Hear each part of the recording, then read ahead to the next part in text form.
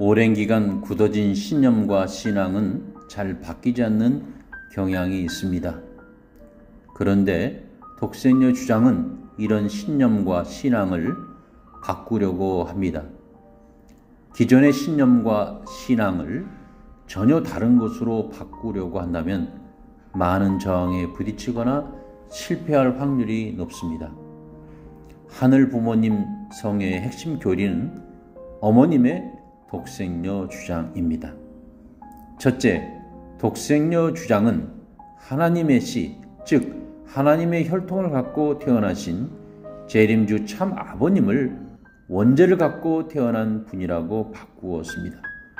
참 아버님의 간택을 받아 성혼을 하심으로써 어머님의 원죄가 청산된 것이 아니라 성혼을 통해 아버님은 원죄를 청산받고 참부모가 되셨다고 바꾸었습니다.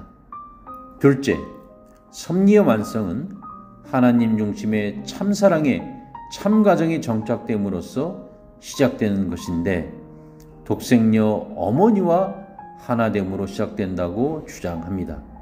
재림주도 남성이 아니고 여성이다. 결국 어머니가 재림주라는 것입니다.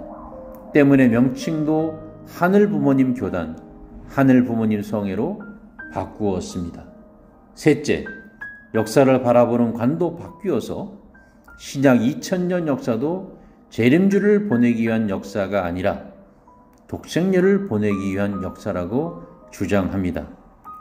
아무리 좋은 밭이더라도 씨의 역할을 대신할 수 없고 살이 아무리 튼튼하더라도 뼈의 역할을 대신할 수 없습니다. 그와 같이 모든 만물은 고유한 위치에서 그 역할을 수행함으로써 조화와 균형을 유지하고 공존합니다.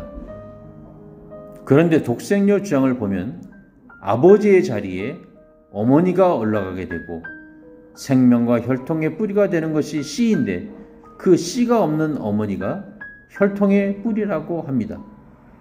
지금까지 배운 원리와 참 아버님의 말씀과는 전혀 다르기 때문에 참 아버님의 정체성, 참 가정의 정체성, 축복 가정의 정체성에 큰 혼란을 주고 있습니다. 심지어는 참 아버님의 가르침을 따라야 하는지 어머님의 독생녀 주장을 따라야 하는지 대혼란입니다. 역사 이래 처음으로 하나님의 참사랑의 참 혈통은 참 아버님을 통해서 참 가정을 세우심으로써 축복을 통해서 인류로 확대되게 되었습니다. 참사랑의 참가정의 선례를 본받아 하나님 중심의 가정들이 인류로 확대되는 것입니다. 분명한 하나님의 뜻이고 섭리 역사입니다. 독생녀 어머니께 절대 복종을 핵심으로 하는 독생녀 주장에는 이런 참가정 이상이 없습니다.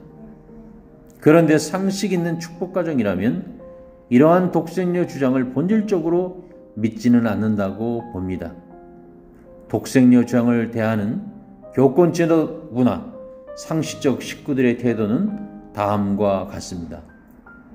어머님의 독생녀 주장이 잘못되었지만 자녀된 우리들이 어머님을 어떻게 비판할 수 있겠느냐 라며 대체로 독생녀 주장이 잘못되었음을 인식하고 있습니다. 교권 지도부의 경우도 마찬가지입니다. 어머님의 말씀이 문제가 있더라도 성화하실 때까지만 순종하는 척이라도 하자. 그래야 권력과 자리를 유지할 수 있으니까 어머님 성화 이후에는 문제되는 독생녀 주장은 얼마든지 없는 것으로 할 수 있다. 물론 교권 지도부는 식구들에게 어머님과 아버님은 일체가 되셔서 지금 어머님의 말씀은 아버님의 말씀과 같다고 녹음기처럼 말하고 있습니다.